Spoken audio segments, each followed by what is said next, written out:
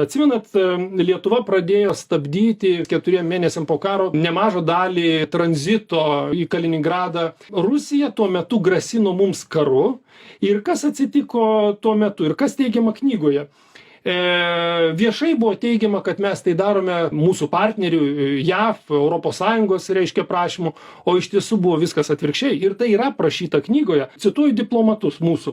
Mums buvo pasakyta, čia Jungtinių Amerikos valstijų diplomatų, jei kas nutiks, tai bus mūsų vienų problema. Kitaip tariant, Lietuva būtų palikta viena prieš Rusiją. JAV valstybės sekretorius Antony Blinkenas nekėlė Landsbergiui ragelio po šito konflikto. Vyko visiška tyla. Premjerė Šimonytė atšaukė spaudos konferenciją, kad šitie faktai neišeitų į viešumą. Ir dabar pasižiūrėkite, dėl šitos neatsakingos politikos Lietuva buvo realiai per plauką nuo karo grėsmės.